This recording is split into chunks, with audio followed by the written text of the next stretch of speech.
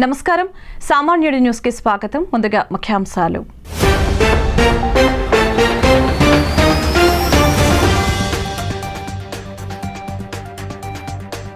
రెండవ రోజు కొనసాగిన అసెంబ్లీ సమావేశాలు. అసెంబ్లీలో మిగిలిపోయిన ఎమ్మెల్యేల ప్రమాణ స్వీకారం చేసిన వైనం.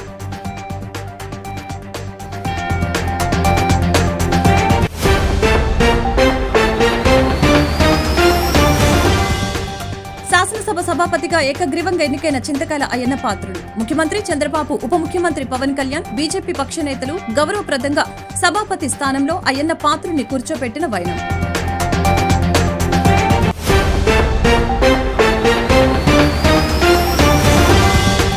ఎంతో పవిత్రమైన అసెంబ్లీని గత ప్రభుత్వం దెబ్బతీస్తుందని ఏపీ సీఎం చంద్రబాబు వెల్లడి.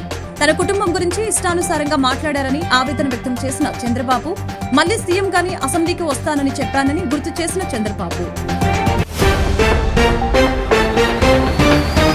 పక్క రాష్ట్ర ముఖ్యమంత్రి చంద్రబాబుతో పోటీపడి తెలంగాణ రాష్ట్రాన్ని అభివృద్ధి సంక్షేమంలో ముందుకు నడిపే అవకాశం తనకొచ్చిందని తెలంగాణ సీఎం రేవంత్ రెడ్డి వెల్లడి. చంద్రబాబులా 18 గంటలు పనిచేస్తూ ఆయనతో పోటీ పడదామని అధికారులకు సహచరులకు చెప్పానని వ్యాఖ్య. ఆంధ్రప్రదేశ్ 16వ శాసనసభ తొలి సమావేశాలు రెండో రోజు సభ్యులు ప్రమాణ స్వీకారం చేశారు. ఉదయం సభ ప్రారంభమైన తర్వాత శుక్రవారం ప్రమాణం చేయడం కుదరని మిగతా సభ్యులతో ప్రోటెం స్పీకర్ గోరంట్ల బుచ్చయ్య చౌదరి ప్రమాణం చేయించారు. దైవ సాక్షిగా వనమాడి పితాని జీవి ఆంజనేయులు ప్రమాణం చేశారు. ఏపీ అసెంబ్లీ సమావేశాలు ముగిశాయి. అసెంబ్లీలో శుక్రవారం ప్రమాణ స్వీకారం చేయని ముగ్గురు శాసనసభ సభ్యులతో ప్రోటెం స్పీకర్ గోరంట్ల బుచ్చయ్య చౌదరి ప్రమాణ స్వీకారం చేయించారు. కాకినాడ సిటీ నియోజకవర్గం నుంచి గెలుపొందిన వనమాడి వెంకటేశ్వరరావు శాసనసభ్యుడిగా ప్రమాణం చేశారు. ఆ తర్వాత ఆచంట ఎమ్మెల్యేగా ఎన్నికైన పీతాని సత్యనారాయణ, వినుకొండ ఎమ్మెల్యేగా గెలిచిన జీవి ఆంజనేయులు వరుసగా ప్రమాణం చేశారు. దీంతో ఎమ్మెల్యేల ప్రమాణ స్వీకారం పూర్తయింది. స్పీకర్ పదవి కోసం అయ్యన్న పాత్రుడు ఒక్కరే నామినేషన్ దాఖలు చేశారు. దీంతో స్పీకర్ గా అయ్యన్న పాత్రుడు ఏకగ్రీవంగా ఎన్నికయ్యారని ప్రోటెం స్పీకర్ గోరంట్ల బుచ్చయ్య చౌదరి ప్రకటించారు. ఆపై స్పీకర్ పదవి బాధ్యతలు చేపట్టారు. నవ్యాంధ్ర 3వ శాసనసభ సభాపతిగా చింతకాయల అయ్యన్న పాత్రుడు ఏకగ్రీవంగా ఎన్నికయ్యారు. ముఖ్యమంత్రి చంద్రబాబు, ఉప ముఖ్యమంత్రి పవన్ కళ్యాణ్, బీజేపీ పక్ష నేతలు గౌరవప్రదంగా సభాపతి స్థానంలో కూర్చోపెట్టారు. ఈ కార్యక్రమానికి వైసీపీ అధినేత జగన్ దూరంగా ఉన్నారు. నవ్యాంధ్రప్రదేశ్ 3వ శాసనసభ సభాపతిగా చింతకాయల అయ్యన్న పాత్రుడు ఏకగ్రీవంగా ఎన్నికయ్యారు. అయ్యన్న పేరును ప్రోటెం స్పీకర్ బుచ్చయ్య చౌదరి ప్రకటించారు. నూతన స్పీకర్ గా అయ్యన్న బాధ్యతలు స్వీకరించారు. ఆయనను ముఖ్యమంత్రి చంద్రబాబు, ఉప ముఖ్యమంత్రి పవన్ కళ్యాణ్, బీజేపీ పక్ష నేతలు గౌరవప్రదంగా సభాపతి స్థానంలో కూర్చోపెట్టారు. ఈ కార్యక్రమానికి వైసీపీ అధినేత జగన్ దూరంగా ఉన్నారు. అనకాపల్లి జిల్లా నర్సీపట్నం అసెంబ్లీ నియోజకవర్గం నుంచి ఎమ్మెల్యేగా అయ్యన్న పాత్రుడు ఎన్నికయ్యారు. ఆయనకు 4 దశాబ్దాలకు పైగా రాజకీయ అనుభవం ఉంది. 1983లో తెలుగుదేశం ఆవిర్భావంతో రాజకీయాల్లోకి అయ్యన్న పాత్రుడు ప్రవేశించారు. అప్పటి నుంచి పార్టీకి అన్ని విధాలుగా అండగా నిలిచారు. 7 సార్లు ఎమ్మెల్యేగా, ఒకసారి ఎంపీగా అయ్యన్న పాత్రుడు విజయం సాధించారు. పట్టభద్రుడైన అయ్యన్న పాత్రుడు ఇప్పటి వరకు 5 సార్లు మంత్రిగా బాధ్యతలు నిర్వర్తించారు. సాంకేతిక విద్య, క్రీడా, రహదారులు, భవనాలు, అటవీ, పంచాయతీరాజ్ వంటి కీలక శాఖల బాధ్యతలు నిర్వర్తించారు. 1983 నుంచి ఇప్పటి వరకు 10 సార్లు అసెంబ్లీ ఎన్నికల్లో, 2 సార్లు పార్లమెంట్ ఎన్నికల్లో అయ్యన్న పాత్రుడు పోటీ చేశారు. ఆంధ్రప్రదేశ్ శాసనసభ కార్యవిధాన కార్యక్రమ నిర్వహణ నియమావళిలోని 7వ నియమమును అనుసరించి సభాపతి పదవికి సక్రమంగా నామనిర్దేశం చేయబడిన సభ్యుల పేర్లను, ప్రతిపాదకుల పేర్లను సభకు నేను తెలియపరుస్తా ఉన్నాను. సక్రమంగా నామనిర్దేశం చేయబడిన అభ్యర్థి శ్రీ చింతకాయల అయ్యన్న పాత్రుడు గారు ఒక్కరే అయినందున సభాపతి పదవికి శ్రీ చింతకాయల అయ్యన్న పాత్రుడు గారు ఏకగ్రీవంగా ఎన్నుకోబడినట్లు ప్రకటిస్తున్నాను. శ్రీ చింతకాయల అయ్యన్న పాత్రుడు గారికి నా హృదయపూర్వక అభినందనలు తెలియజేస్తా ఉన్నాను. ఇది నాకు ఇచ్చేది.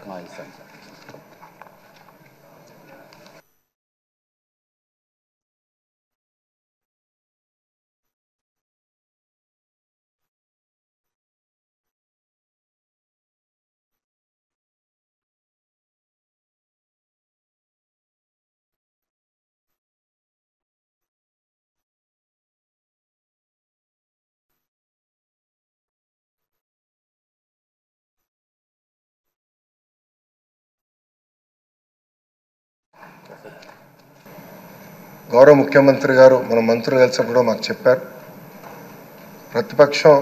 ప్రతిపక్ష హోదా లేకపోయినా, ప్రతిపక్ష ఇక్కడ ఈరోజు హౌస్కి రాకపోయినా మనమే ప్రతిపక్షం అనుకోవాలి. ప్రజల తరపున నిలబడాలి, ప్రజల తరపున పోరాడాలి, ప్రజల సమస్యలు తెలుసుకోవాలి, ప్రజలకు కావాల్సిన చట్టాలు మనం తీసుకురావాలని చాలా స్పష్టంగా చెప్పారు. దానికి మీ సహకారం చాలా చాలా అవసరం అని మిమ్మల్ని నేను కోరుతున్నాను. అయ్యన్నథ్ పాత్రుడు గారిపైన ఎన్ని కేసులు పెట్టినా, ఎన్ని రకాలుగా హింసించినా ఆయన ఒకే మాట చెప్పేవారు, నేను తగ్గేదే లేదనేవారు. అహర్నిశలు పోరాడేవారు. గన్నవరం సభలో కూడా మీరు ఆనాడు వచ్చి మాట్లాడితే కూడా మరుసటి రోజు మీ పైన కేసు పెట్టి నాన్ బెయిలబుల్ వారెంట్ కూడా ఇష్యూ చేస్తాం చూసాం. కానీ అయ్యన్నథ్ పాత్రుడు ఎప్పుడు తగ్గలేదు, ఎప్పుడు పోరాడితే ఉన్నారు. ఆ స్ఫూర్తిని మేము అందరం కూడా హౌస్కి తీసుకెళ్తాం. మీ దగ్గర నుంచి మేము చాలా నేర్చుకోవాల్సిన అవసరం ఉంది. సో మా లాంటి యువకుల్ని ఈ హౌస్లో మీరు గైడ్ చేయాలని ఈ సభాముఖంగా కోరుకుంటూ, ఎంతో పవిత్రమైన అసెంబ్లీని గత ప్రభుత్వం దెబ్బతీసిందని ఏపీ సీఎం చంద్రబాబు అన్నారు. 23 మంది గెలిచి అసెంబ్లీకి వస్తే చాలా ఇబ్బంది పెట్టారని, నా కుటుంబం గురించి ఇష్టానుసారంగా మాట్లాడారని ఆవేదన వ్యక్తం చేశారు. మైక్ ఇవ్వకుండా చేసి అవమానపరిచారని, సీఎంగానే అసెంబ్లీకి వస్తానని ఆ రోజే గట్టిగా చెప్పా. గౌరవ సభకు రాను, గౌరవ సభకే వస్తానని స్పష్టం చేశానని గుర్తు చేసుకున్నారు. రాష్ట్రంలో ఆడపడుచుల్ని అవమానించారని ప్రజలంతా గమనించి నన్ను గౌరవ సభకు పంపారని చంద్రబాబు తెలిపారు. స్పీకర్ గా ఎన్నికైన అయ్యన్న పాత్రుడు రాష్ట్రానికి చేసిన సేవలు గుర్తు చేస్తూ చంద్రబాబు అసెంబ్లీలో మాట్లాడారు. సుమారు 2.5 ఏళ్ల తర్వాత సభలో మాట్లాడిన చంద్రబాబు కాస్త ఎమోషన్ అయ్యారు. ఆనాటి పరిస్థితులు మరొకసారి గుర్తు చేశారు. తన ఫ్యామిలీపై అనవసరంగా ఎలాంటి కారణం లేకుండా నోరు పారేసుకున్నారని అన్నారు. 5 ఏళ్లుగా నీచ రాజకీయాలు చూశామని తెలిపారు చంద్రబాబు. సభలో ప్రశ్నించిన తమ సభ్యుల్ని అసభ్యకరమైన భాషలో తిట్టారని తెలిపారు. చివరకు తన నిరసన తెలియచేసి వెళ్లిపోతామని చెప్పినా మైక్ ఇవ్వలేదని అన్నారు. ఇలాంటి వైసీపీ గెలిచిన నాటి నుంచి మొన్నటి వరకు సభ నడిపిన తీరు ప్రజలు గమనించారని అన్నారు. నేను కూడా ఇదే హౌస్లో చాలా బాధపడిన సందర్భం రోజు మెంబర్స్ అందరం ఉన్నాం. నన్ను గురించి, నా కుటుంబాన్ని గురించి ఇష్టానుసారంగా మాట్లాడితే కనీసం యాక్షన్ తీసుకోవడానికి నాకు మైక్ ఇవ్వమని అడిగాను. మేము నిరసన తెలియజేసి వెళతామని మైక్ అడిగితే మైక్ ఇవ్వలేదు. ఇవ్వకుండా మీరు చూస్తే మామూలు సంఘటన కాదు. ఆ రోజు నేను ఒక మాట చెప్పాను, ఇది గౌరవ సభ కాదు, మీరు నాకు మైక్ కూడా ఇవ్వడం లేదు, మైక్ ఇవ్వకపోయినా నేను స్టేట్మెంట్ ఇవ్వాలి కాబట్టి ఇచ్చేడతాను రికార్డు కోసం అని చెప్పి గట్టిగా లేచి ఇదే సీట్లో కూర్చొని ఆ రోజు నేను చెప్పింది అదే వర్డ్స్ మీకు రిపీట్ చేస్తున్నాను. నేను స్టేట్మెంట్ ఇవ్వాలనుకున్నాను, మీరు మైక్ ఇవ్వకుండా చేశారు. అయినా నాకు బాధ లేదు. మళ్ళీ చెప్తున్నా, ముఖ్యమంత్రిగానే ఈ హౌస్కు వస్తాను తప్ప అదర్వైజ్ అవసరం లేదు. ఇది ఒక గౌరవ సభ, గౌరవ సభ కాదు. ఇలాంటి గౌరవ సభలో నేనుండనని మరొక్కసారి చెప్తూ మీకు నమస్కారం. ప్రజలకు విజ్ఞప్తి చేస్తున్నా, నా అవమానం మీరు అందరూ అర్థం చేసుకొని నిండు మనసుతో ఆశీర్వదించాలని కోరుతూ ఈ సభ నుంచి వాకౌట్ చేస్తున్నానని చెప్పి వాకౌట్ చేసి బయట ప్రెస్ కాన్ఫరెన్స్ పెట్టాను. అసలు రాజకీయాలకి సంబంధం లేని తన కుటుంబాన్ని అవమానించారన్న చంద్రబాబు అదే విషయంపై శపథం చేశానని అన్నారు. ముఖ్యమంత్రిగానే గౌరవ సభకు వస్తానని చెప్పినట్లు తెలిపారు. తన జీవితంలో ఎప్పుడూ లేని విధంగా కన్నీళ్లు పెట్టుకోవాల్సి వచ్చిందని గుర్తు చేశారు. తన ఆవేదన గుర్తించిన ప్రజలు అఖండ మెజారిటీతో విజయాన్ని కట్టపెట్టారని తెలిపారు.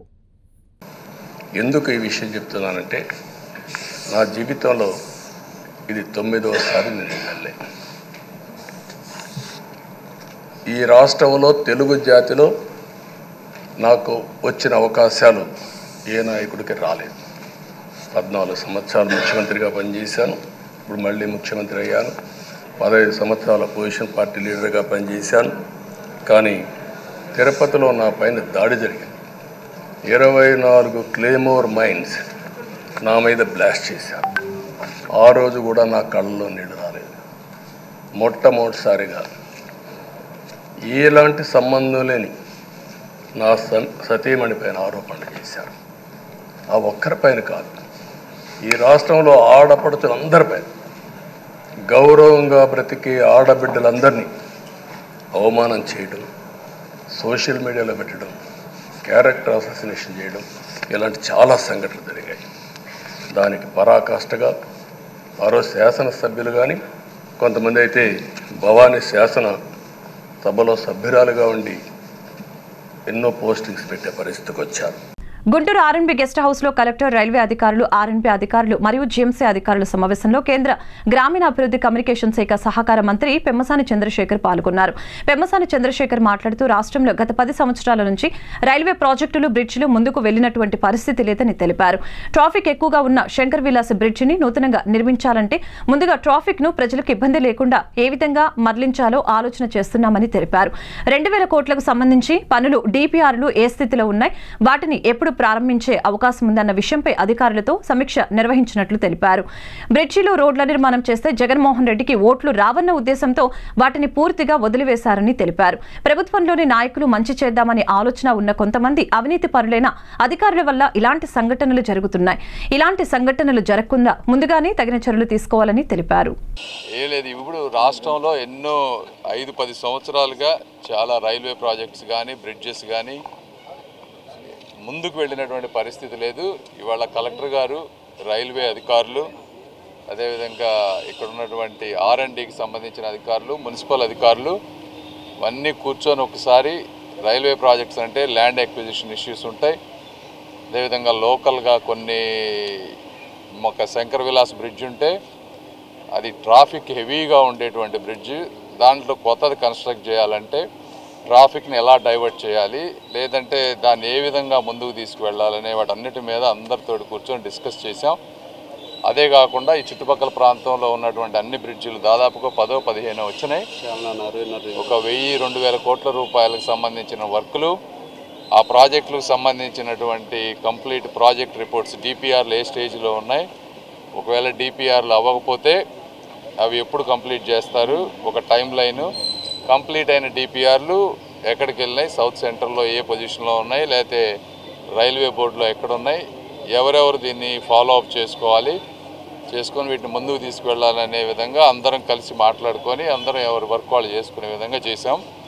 అందరూ కూడా ఉత్సాహంగా ఉన్నారు చేయడానికి. తప్పనిసరిగా మీ అందరికీ నేను ప్రామిస్ చేసినట్టుగానే సాధ్యమైనంత వరకు ఎక్కడెక్కడ ఎవరెవరిని కలిపి ముందుకెళ్ళి వర్క్ చేయాలో చేసి ఆంధ్ర రాష్ట్రానికి, గుంటూరు జిల్లాకి ముఖ్యంగా సాధ్యమైన ప్రాజెక్టులు కంప్లీట్ చేసే పని తీసుకుంటాం. Thank you.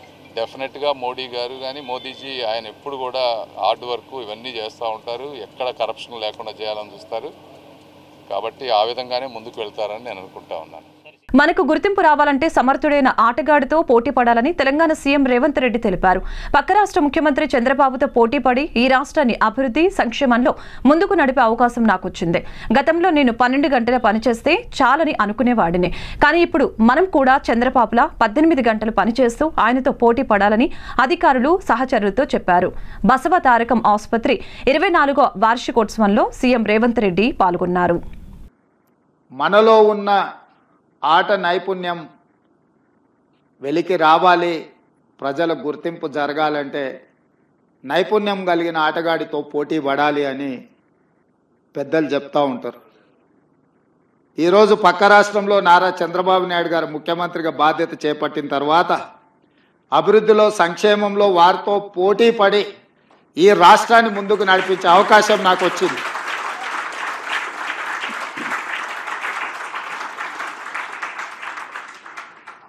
గతంలో 12 గంటలు పనిచేస్తే సరిపోతుంది, అంతకు మించి అవసరం లేదు అనుకునేవాడిని. కానీ ఇప్పుడు వారు 18 గంటలు పనిచేస్తే నేను 12 గంటలతో సరిపెడితే కుదరదు. కాబట్టి మా అధికారులకు, మా సహచరులకు మనం కూడా 18 గంటలు పని చేయాల్సిందే. అభివృద్ధి విషయంలో, సంక్షేమం విషయంలో పోటీపడి ఈ 2 తెలుగు రాష్ట్రాలు ప్రపంచానికే ఒక రోల్ మోడల్గా నిలబడాలి అని నేను భావిస్తున్నాను. ఆ దిశగా మా ఆలోచన, మా విధానాలు, మా నిర్ణయం ఉంటుంది. శానిటరీ కార్యాలయం ద్వారా ప్రజలు పారిశుద్ధ్య సమస్యల్ని పరిష్కరించుకోవాలని ఎమ్మెల్యే సుజనా చౌదరి ప్రకటించారు. అధికారులు 24/7 ప్రజలకు అందుబాటులో ఉండి ప్రజల సమస్యల్ని పరిష్కరించాలని అధికారులను ఆదేశించారు. శనివారం 44 డివిజన్లో శానిటరీ ఇన్స్పెక్టర్ కార్యాలయాన్ని ఎమ్మెల్యే సుజనా చౌదరి ప్రారంభించారు. ఈ సందర్భంగా ఆయన మాట్లాడుతూ కార్యాలయ సిబ్బంది ఎల్లప్పుడూ ప్రజలకు అందుబాటులో ఉంటారని, ప్రజలు ఈ అవకాశాన్ని సద్వినియోగపరచుకోవాలని, పారిశుద్ధ్య సమస్యల్ని పరిష్కరించుకోవాలని అన్నారు. అధికారులు కూడా ప్రజల నుంచి వచ్చిన సమస్యల్ని పరిష్కారం కోసం కృషి చేయాలని ఆదేశించారు. ఈ కార్యక్రమంలో 44 division corporator Mylavarapu Ratnakumari, zonal commissioner Keerthana, EE Samrajyam, sanitary inspector Venugopal, Mylavarapu Durgarao, Mallela Vijayalakshmi తదితరులు పాల్గొన్నారు. 44వ డివిజన్లో శానిటరీ మున్సిపల్ కార్పొరేషన్ తరఫున శానిటరీ కార్యాలయానికి ఇనాగ్రేట్ చేయడం జరిగింది. రేపటి నుంచి ఇక్కడ మన శానిటరీకి సంబంధించిన ఆఫీసర్స్ అందరూ కూడా ఇక్కడ ఆపరేట్ చేసి ఈ డివిజన్ వరకు మాత్రం డెఫినెట్గా 24/7 అందుబాటులో ఉండి బాగా పనిచేస్తారని చెప్పి పని చేయాలని చెప్పి కోరుకుంటూ ప్రజలందరూ కూడా వినియోగించుకోవాలి. ఏదన్నా సమస్యలు ఉంటే ఎమ్మెల్యే ఆఫీస్ నుండి కూడా ఇక్కడ రిప్రజెంటేషన్ పెడతాం. ఒక నెల రోజుల్లో వాళ్ళ ద్వారా పెడితే కోఆర్డినేట్ చేస్తారు అందరికీ. ఆ విషయం ప్రజలందరూ కూడా తెలియపరుస్తారు. విజయవాడ పశ్చిమ నియోజకవర్గం శాసనసభ్యులు సుజనా చౌదరి గారు 44వ డివిజన్లో జిఎన్ఆర్ స్కూల్లో పిల్లలందరికీ కూడా స్కూల్ బ్యాగు, షూస్, అలాగే ఇంకేం కావాలో అందుబాటులోకి అవన్నీ కూడా వాళ్ళ సుజనా చౌదరి గారి చేతుల మీద వాళ్ళ పిల్లలందరికీ అందజేయడం జరిగింది. అలాగే ఇక్కడ శానిటరీ ఆఫీస్ ఒకటి సుజనా చౌదరి గారి చేతుల మీద ఓపెనింగ్ చేయడం జరిగింది.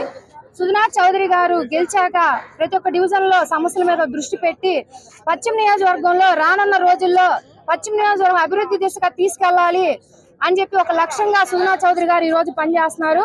గతంలో వైఎస్ఆర్సీపీ ఎల్లంపల్లి శ్రీనివాస్ గారు ఉండగా ఒక నియోజకవర్గం ఎంత దరిద్రంగా తయారైందంటే అభివృద్ధి లేక, కానీ సుజనా చౌదరి గారు నియోజకవర్గాన్ని రాష్ట్రంలోనే నెంబర్ 1 స్థాయిలో మనం అభివృద్ధి చెయ్యాలి, పశ్చిమ నియోజకవర్గం అంటే చెప్పుకునేలాగా పలానా సుజనా చౌదరి గారు గెలిచారు, నియోజకవర్గం అభివృద్ధి చెందిందని చెప్పుకునేలాగా మోడల్ గా ఒక నియోజకవర్గాన్ని తయారు చేయాలని చెప్పి ఈ రోజు ప్రతి ఒక్క డివిజన్ లో కూడా పర్యటించి సమస్యల మీద దృష్టి పెట్టి ఎక్కడేం కావాలో అన్ని కూడా సమకూరుస్తున్న ఒక గొప్ప నాయకుడు అని చెప్పి నేను తెలియజేస్తాను.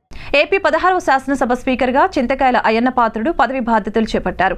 సమస్యల్ని సభలో ఎలా ప్రస్తావించాలో తెలుసుకోవాలని సభ్యులకు సూచించారు. 16వ అసెంబ్లీకి గుర్తింపు వచ్చేలా ఎమ్మెల్యేలందరూ సహకరించాలని విజ్ఞప్తి చేశారు. ఏపీ 16వ శాసనసభ స్పీకర్ చింతకాయల అయ్యన్న పాత్రుడు పదవి బాధ్యతల స్వీకరణ అనంతరం మాట్లాడారు. అసెంబ్లీలో మాట్లాడేటప్పుడు హుందాతనం అవసరమని స్పష్టం చేశారు. అందుకోసం అవసరమైతే శిక్షణ తరగతులు కూడా నిర్వహిస్తామని అన్నారు. సమస్యల్ని సభలో ఎలా ప్రస్తావించాలో తెలుసుకోవాలని సూచించారు. శాసనసభ కార్యకలాపాలను రాష్ట్ర ప్రజలంతా చూస్తారని 16వ శాసనసభకు గుర్తింపు వచ్చేలా ఎమ్మెల్యేలందరూ సహకరించాలని స్పీకర్ హోదాలో అయ్యన్న పాత్రుడు విజ్ఞప్తి చేశారు. ఈ 16వ ఆంధ్రప్రదేశ్ శాసనసభకు సభాపతిగా నన్ను ఏకగ్రీవంగా ఎన్నుకున్నందుకు శ్రీ నారా చంద్రబాబు నాయుడు గారు పెద్దలు, అలాగే పవన్ కళ్యాణ్ గారు, బీజేపీ నాయకులు, తెలుగుదేశం పార్టీ శాసనసభ్యులు, బీజేపీ శాసనసభ్యులు అందరూ కలిసి ఏకగ్రీవంగా ఎన్నుకున్నందుకు వాళ్ళందరికీ ప్రతి ఒక్కరికి కూడా పేరు పేరున నా నమస్కారాలు తెలియజేస్తున్నానండి. గతంలో ఈ శాసనసభలో మనం చూసాం. నేను 42 ఇయర్స్ నుంచి నేను రాజకీయాల్లో ఉన్నా, మీకు తెలుసు, నేను అందరూ ఇప్పుడే మాట్లాడారు. అయితే ఈ స్థానం అన్నది చాలా పవిత్రమైన స్థానం. నేను మీ అందరినీ కోరేదండి, ఇక్కడ చూశాను నేను రాత్రి అన్ని దగ్గర చూస్తే మొత్తం 22 మంది మహిళా ఎమ్మెల్యేలు వచ్చారు ఈ సభలో. గత 5 సంవత్సరాల పరిపాలన చూసాం మనం. సభాపతిగా నేను మాట్లాడవచ్చో తెలియదు, కానీ రాష్ట్రం నష్టపోయింది, ప్రజలు నష్టపోయారు. ఇవాళ మీరు అందరూ ఏమనుకుంటున్నారు, కొంతమంది ఏమనుకుంటున్నారంటే మీకు పదవి వచ్చింది అనుకుంటున్నారు, ప్రజలు మీకు పదవి ఇచ్చారనుకుంటున్నారు. నా దృష్టిలో మనకి ఇచ్చింది పదవి కాదు, బాధ్యత. మనకి ఇచ్చింది ఈ టర్మ్లో మనకి ఇచ్చింది పదవి కాదు, ఒక బాధ్యత ఇచ్చారు. మన భుజస్కంధాలపై బాధ్యత పెట్టారు, ఒక నమ్మకంతో ఇచ్చారు. చంద్రబాబు నాయుడు గారు, పవన్ కళ్యాణ్ గారు, బీజేపీ కలిసిపోయి ముందుకు వచ్చారు. ఈ రాష్ట్రానికి న్యాయం జరుగుతుంది, చంద్రబాబు గారు సమర్థవంతంగా పరిపాలన చేసే శక్తి ఉంది అని ఒక నమ్మకం. ప్రజలు మనకిచ్చింది పదవి కాదు, బాధ్యత. ఈ సభలో చాలా ప్రత్యేకతలున్నాయి. మహిళా ఎమ్మెల్యేలు, ఉన్నత విద్యావంతులు, కొత్త మంత్రులు ఉన్నారు. నేను ఈ సభలో తక్కువ మాట్లాడతా, మీకు ఎక్కువ అవకాశం ఇస్తా. ప్రజలకు పనికొచ్చే విధంగా అందరం కలిసి ఈ సభను గౌరవ సభగా నడిపించుకుందాం అని అయ్యన్న పేర్కొన్నారు. ఇక ఏపీ అసెంబ్లీ నిరవధికంగా వాయిదా పడింది. ఏపీలో కూటమి ప్రభుత్వం వచ్చాక జరిగిన తొలి అసెంబ్లీ సమావేశాలు ఇవి. ఈ సమావేశాలు నిన్న జూన్ 21న ప్రారంభమయ్యాయి. 2 రోజుల పాటు జరిగిన ఈ సమావేశాల్లో ఎమ్మెల్యేల ప్రమాణ స్వీకారం స్పీకర్ ఎన్నిక చేశారు. వారందరినీ నేను కోరేది ఏంటంటే, మీకు అవకాశాలు ఇస్తా, ఎందుకంటే మీరు కూడా మాట్లాడాలి, మీ తాలూకు వాయిస్ వినిపించాలి. మీ అందరూ నేను కోరేది ఏంటంటే, ఈ హౌస్లో మాట్లాడడం అంటే హౌస్ కోసం కాదు, నా కోసం కాదు, మీకోసం కాదు, ఈ రాష్ట్రం కోసం, రాష్ట్ర ప్రజల భవిష్యత్తు కోసం మాట్లాడాలి. అంచేత ఫస్ట్ టైం ఎమ్మెల్యేస్ కూడా మగమాటం లేకుండా నీకు అవకాశాలు ఇస్తా, అవసరమైతే హౌస్ని 2-3 రోజులు పొడిగిస్తాం సభానాయకులు మాట్లాడి, తప్పేలే, చర్చ జరగాల. సరే ఏ పదవిలో ఉండవచ్చు, నేను ఏ కుర్చీలోనే కూర్చోవచ్చు, నాకు జీవితాన్ని ఇచ్చిన వాడిని మర్చిపోతామా? అదే నా భావన. అదేవిధంగా మనందరూ పనిచేయవలసిన అవసరం ఉందని చెప్పి మనం చేస్తూ, అలాగే మీరందరూ కూడా నేను కోరేది ఏంటంటే, మీరు మాట్లాడింది మీ సమస్యని ప్రజెంటేషన్ చేసే విధానాన్ని నేర్చుకోవాలా. ఒకవేళ కావలిస్తే చంద్రబాబు నాయుడు పెద్దలతో మాట్లాడి మీకు ట్రైనింగ్ క్యాంప్స్ పెడదాం. ఇంతకుముందు హైదరాబాద్లో బాబు గారి టైంలో, సార్ మీకు గుర్తుందో లేదు కానీ, ఒక 4-5 రోజులు మాకు ట్రైనింగ్ ఇచ్చారు. మీరు తప్పనిసరిగా టైం తీసుకొని, సీనియర్స్ కూడా ఉన్నారు, సీనియర్స్తో కూడా మాట్లాడి మీ ప్రెజెంటేషన్ బాగా చేసి ఈ రాష్ట్ర భవిష్యత్తుతో పాటు మీ నియోజకవర్గ భవిష్యత్తును కూడా మరి ముందుకు తీసుకెళ్ళడం కోసం మీరు ప్రయత్నం చేయవలసిన అవసరం ఉంది. 5 సంవత్సరాలు మనందరం కష్టపడి ముందుకెళ్లవలసిన అవసరం ఉందని చెప్పి మనం చేస్తున్నాను. తనకు విద్యుత్ శాఖ మంత్రిగా అవకాశం కల్పించినందుకు రాష్ట్ర ముఖ్యమంత్రి చంద్రబాబు నాయుడుకు ప్రత్యేక కృతజ్ఞతలు తెలియజేస్తున్నట్లు రాష్ట్ర ఇంధన శాఖ మంత్రి గొట్టిపాటి రవికుమార్ పేర్కొన్నారు. దేశంలోనే ఉత్తమ విద్యుత్ శాఖగా ఆంధ్రప్రదేశ్ రాష్ట్ర విద్యుత్ శాఖను తీర్చిదిద్దేందుకు అన్ని విధాలా ప్రయత్నం చేస్తానని గొట్టిపాటి రవికుమార్ పేర్కొన్నారు.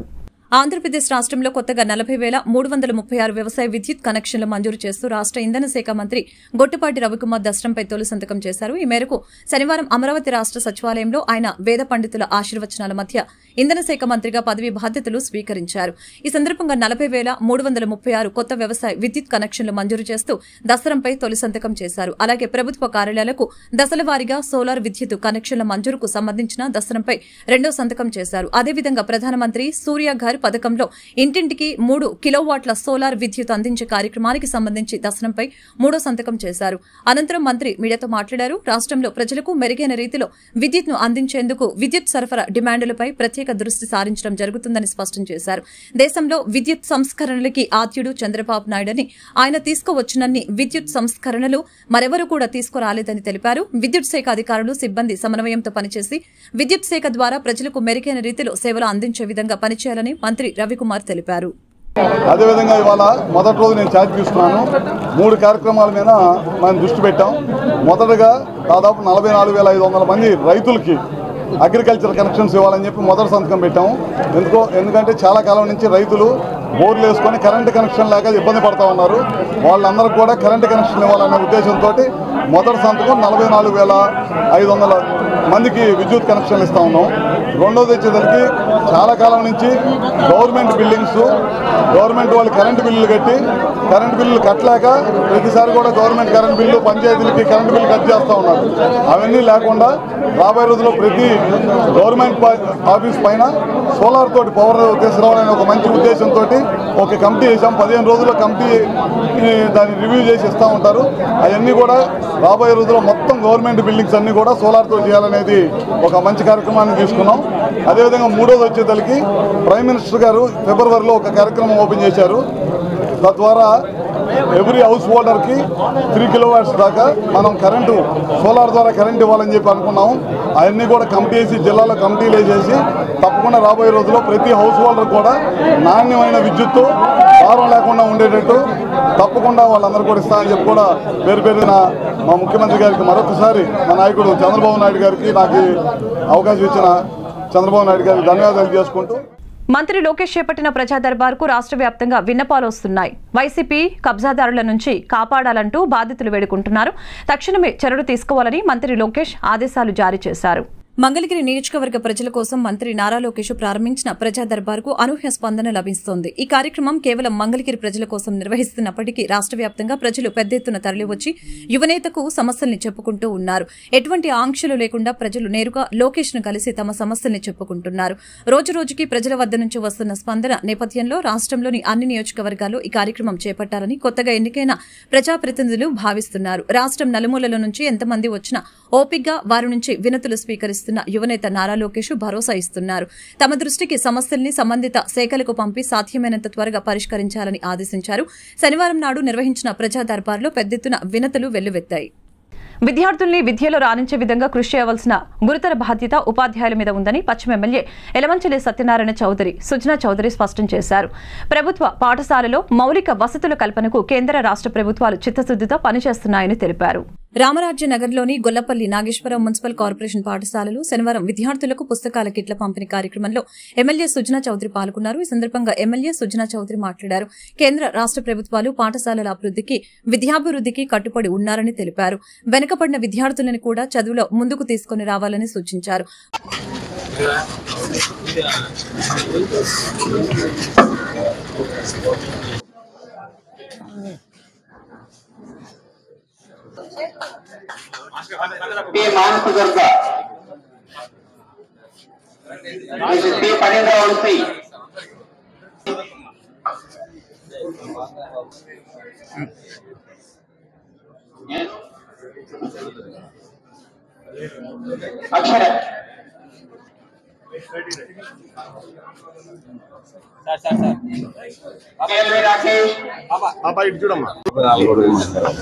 ఎంసీ జిఎన్ఆర్ఎంసీ స్కూల్లో స్టూడెంట్స్ కిట్స్ అంటే పుస్తకాలు, బ్యాగ్, షూస్, యూనిఫామ్ కూడా అందరికీ కూడా డిస్ట్రిబ్యూట్ చేయడం జరిగింది గవర్నమెంట్ తరఫున. సో గవర్నమెంట్ ఎడ్యుకేషన్ మీద ఎలాగైనా ఎక్కువ ఫోకస్ చేయాలనేది కొత్త గవర్నమెంట్ ఉద్దేశం కూడా. దాంతోపాటు ఇక్కడ టీచర్స్ అందరికీ ఇవన్నీ అంటే మెటీరియల్గా మనం కొంటాం, పంపిస్తాం, గవర్నమెంట్ డబ్బుతో చేస్తుంది. టీచర్స్ శ్రద్ధగా పిల్లలకి బాగా చదువు చెప్పి కొంచెం వీక్ స్టూడెంట్స్ ఉంటే వాళ్ళని కూడా హ్యాండ్ ఓవర్ చేసి బయటకు తీసుకురావాలని చెప్పి వీళ్ళందరూ కూడా చెప్తున్నాను. Okay, right. Corporator Mylavarapu Ratnakumari మాట్లాడుతూ విద్యార్థులు బాగా చదువుకుని తల్లిదండ్రులకి చదువుకున్న స్కూల్ కి మంచి పేరు తీసుకుని రావాలని సూచించారు. జరిగింది. అంతేకాకుండా ఇవాళ జిఎన్ఆర్ఎం స్కూల్ పరిధిలో ఉన్నటువంటి మన పిల్లలకి కిట్స్ అంటే బుక్స్ కానివ్వండి, పుస్తకాలు ఇవన్నీ ఆయన చేతుల మీద జరిగింది. మరి ఈ కార్యక్రమానికి వచ్చిన ప్రతి ఒక్కరికి ధన్యవాదాలు తెలుపుతూ ఈ కార్యక్రమం ఎంతో సక్సెస్ గా జరగడానికి సహకరించిన ప్రజాప్రతినిధులు గాని, అధికారులు గాని ప్రతి ఒక్కరికి నమస్కారాలు తెలుపుతాను. కార్యక్రమంలో స్కూల్ హెచ్ఎం వివి రవికుమార్, ఎంఈఓ పివి నరసింహారావు, నాయకులు మైలవరపు దుర్గారావు, ఎస్ఎంసీ చైర్పర్సన్ ఎం రజని తదితరులు పాల్గొన్నారు. ఆకలిగా ఉన్న ప్రతి ఒక్కరికి ఆహారం అందించాలన్న లక్ష్యంతో అన్నదాన కార్యక్రమాన్ని నిర్వహిస్తున్నట్లు శంఖానాదం వెంకట్రావు పెదపూడి తెలియజేశారు. ప్రతి పౌర్ణమికి వసంత మల్లికార్జున స్వామి వారి పేరుతో అన్న వితరణ చేస్తున్నట్లు తెలిపారు. శనివారం రథం సెంటర్లో వసంత మల్లికార్జున స్వామి వారి పేరు మీద పేదలకు అన్నదాన కార్యక్రమం జరిగింది. ఈ సందర్భంగా కార్యక్రమంలో నిర్వాహకులు వెంకట్రావు మాట్లాడారు. ప్రతి పౌర్ణమికి అన్న వితరణ కార్యక్రమాన్ని చేస్తున్నట్లు తెలిపారు. అదేవిధంగా ఏరువాక పౌర్ణమి సందర్భంగా దాత వి రామచంద్ర సహకారంతో ఈ కార్యక్రమాన్ని నిర్వహిస్తున్నట్లు తెలిపారు. ప్రతి ఒక్కరూ ఆకలితో ఉండకూడదు అనే లక్ష్యంతో ఈ కార్యక్రమాన్ని నిర్వహిస్తున్నట్లు తెలిపారు. దాతలు మరింత సహకారాన్ని అందించడం ద్వారా అన్నదాన కార్యక్రమాన్ని పెద్దెత్తున చేస్తామని అన్నారు. కార్యక్రమంలో వి రామచంద్ర, కాటూరి శివప్రసాద్, సాత కార్తిక్, గోలి సువర్ణ, పెదపూడి సురేష్ తదితరులు పాల్గొన్నారు.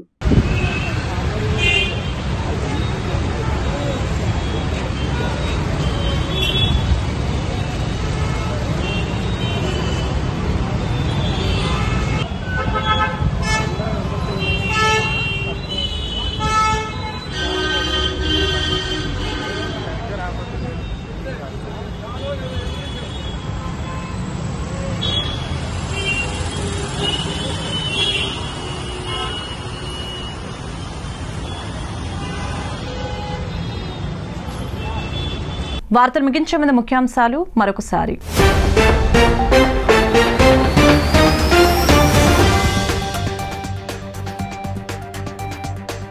రెండవ రోజు కొనసాగిన అసెంబ్లీ సమావేశాలు. అసెంబ్లీలో మిగిలిపోయిన ఎమ్మెల్యేల ప్రమాణ స్వీకారం చేసిన వైనం.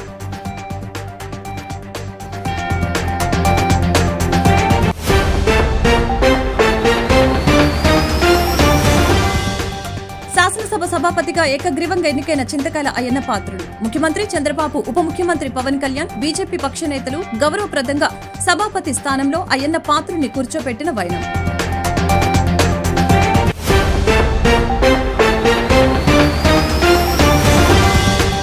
ఎంతో పవిత్రమైన అసెంబ్లీని గత ప్రభుత్వం దెబ్బతీస్తుందని ఏపీ సీఎం చంద్రబాబు వెల్లడి. తన కుటుంబం గురించి ఇష్టానుసారంగా మాట్లాడారని ఆవేదన వ్యక్తం చేసిన చంద్రబాబు మళ్లీ సీఎం గాని అసెంబ్లీకి వస్తానని చెప్పానని గుర్తు చేసిన చంద్రబాబు